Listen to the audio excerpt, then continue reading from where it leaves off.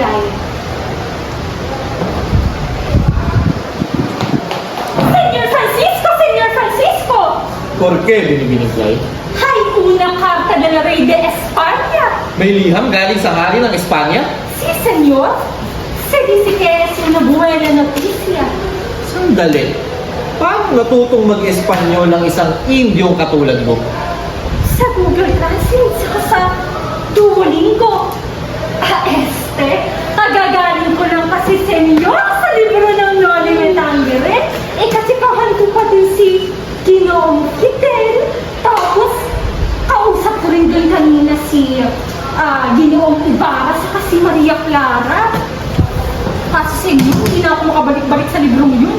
Kasi tapos na ang mission ko doon. Hindi ko maintindihan ang iyong sinasambit, binibining Clyde.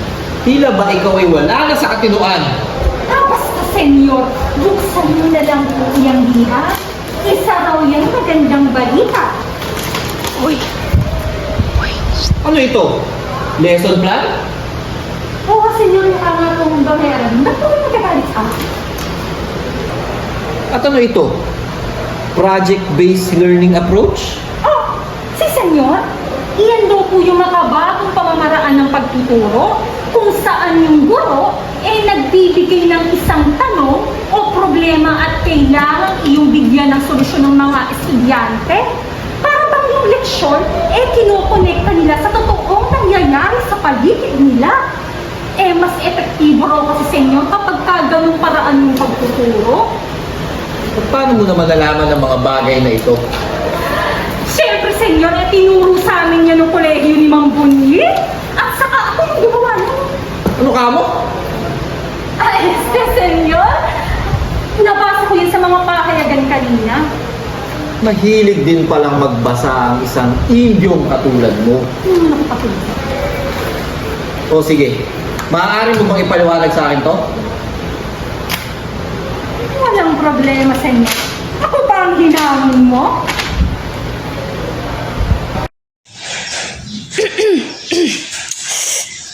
Diyos ko, ba't naman kasi ako nag-time travel sa panahong ito? Ayan tuloy, napag-report ako ng wala sa oras. Pero ganito kasi yan, Senyor Francisco. Ang banghay-aralin na ito ay para sa mga grade 9 students na may asignaturang Social Studies. At ang topic ay Concept of Development o konsepto ng pag-unlad. Naku, napakahalaga ng topic na yan, senyor. Kasi kung alam mo lang, maraming bansa in the future na hirap paunlarin yung bansa nila. Mababasa dito, senyor, yung learning objectives. Yung mga bata mismo, kailangan nilang maunawaan ang konsepto ng pag-unlad. Sa pagtatapos ng leksyon, kailangan nilang ma-achieve itong mga learning outcomes kung tawagin. Una, kailangan nilang maipaliwanag ng malinaw yung kaibahan ng pagsulong sa pag-unlad. Sunod, kailangan nilang mahanapan ng sagot yung mga problema na hindi mahanap-hanapan ng solusyon ng mga namumuno sa ating gobyerno. Panghuli, senyor, kailangan nilang maipakita yung isang pangkatang proyekto na pinagplanuhan at ginawa nila bago pa man ituro ng guro yung topic patungkol sa konsepto ng pag-unlad. Sunod, senyor, yung prior knowledge. Madali na iyan Tatanungin lang ng teacher kung ano yung last topic.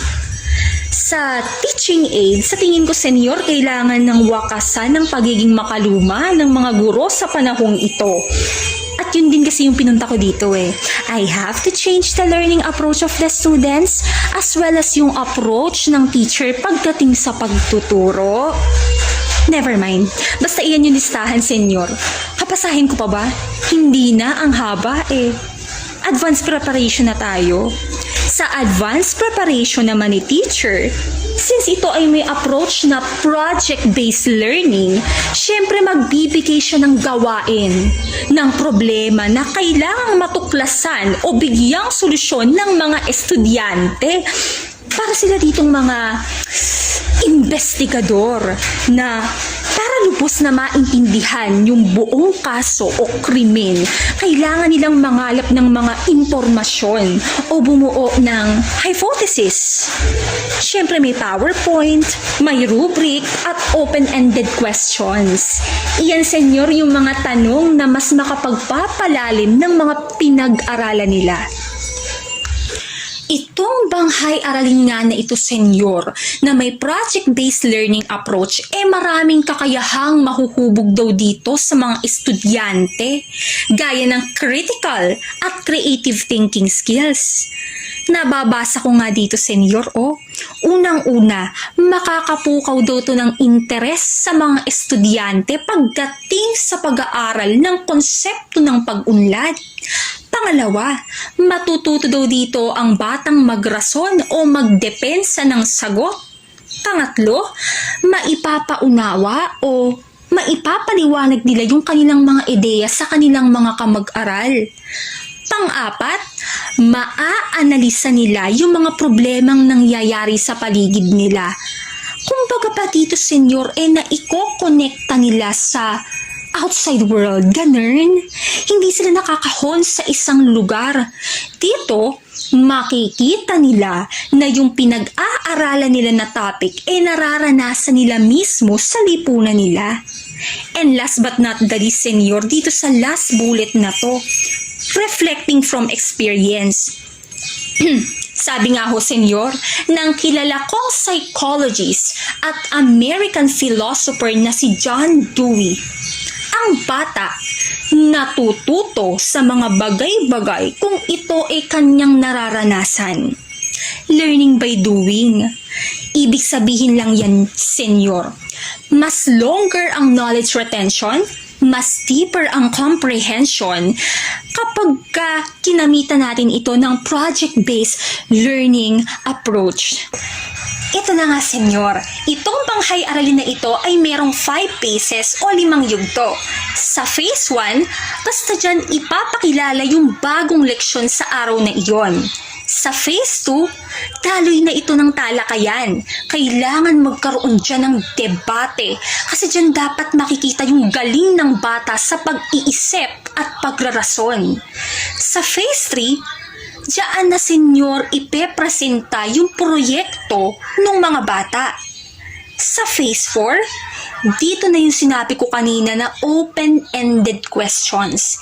Dito mas palalalimin yung aralin. More on student-centered tayo dito. Less ang talk ni teacher mo. Mas marami yung pagkakataon dito na yung bata yung puro nagsasalita. And sa phase 5, dito na, senyor, magninilay-nilay yung mga estudyante. Matutuklasan nila na talagang connected yung topic sa real world. O, diba? Perfect. Iyan na, senyor. Iyan na, Senyor Francisco, ang nilalaman ng banghay-aralin na ito. Excelente. Bravo. Ibig sabihin ba ng senyor? Maipapatupad na ito sa eskwelahang ito, senyor. Oo naman. Aayusin ko din to ngayong araw. Salamat, senyor. Simula na ng aking mission.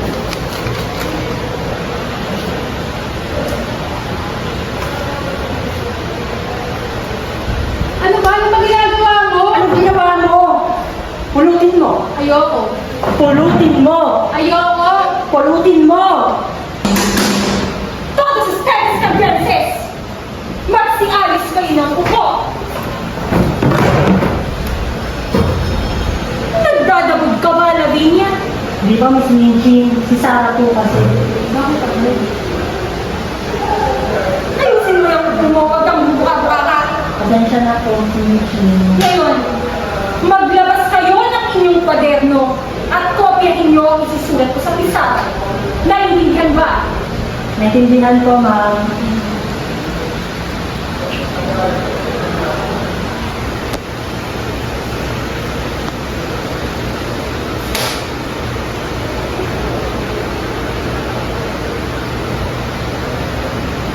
Sarah, bakit hindi mo kinokopya ang mga sinusulat ko?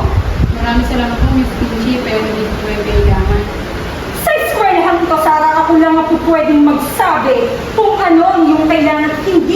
kailangan. Pero hindi niyo po ako naiintindihan, Miss Michi. Huwag kang atribida at hindi pa ako tapos. Huwag mong ipilit sa akin ang gusto mo, Sara ko. At huwag mong ipagmalaki sa akin kung ano ka at sino ka. Wala akong pakialam kung anak ka ng sinong Poncio Pilato. Sa eskwela ito, ako ang masusunod dahil ako ang batas dito. Naiintindihan mo ba? Buenos dias, Senyorita Minchin. Oh, buenos dias, Senyor Francisco. Ang aga-agay tila'y meron kang problema dito. Paano ko, senyor? Matigas ang ulo ng bago nating estudyante. Sino? Ito? Is there a problem, Senyorita? Yes, Senyor. Your way of teaching is too traditional. It's boring to just take a lecture. You can speak in English? Yes, Senyor. It's an honor to have you here, Senyorita. Gano'n naman pala, Miss Minchin. Ang bata ay masyadong matalino, lalo na sa wikang Ingles.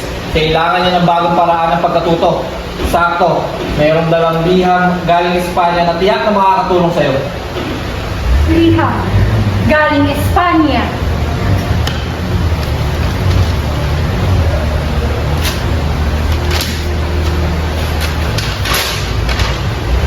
Banghay aralin.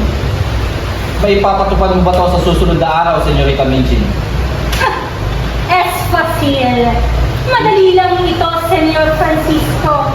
Akin itong ipapatupad at gagawin upang ituro muli ang leksyong ito. Iyan ang gusto ko sa iyo, Senyorita Minchin. Likas ang iyong talino. Ganun pa man, paalam na muna. Adios, Senyorita Minchin. Adios, Senyora. Muchas gracias.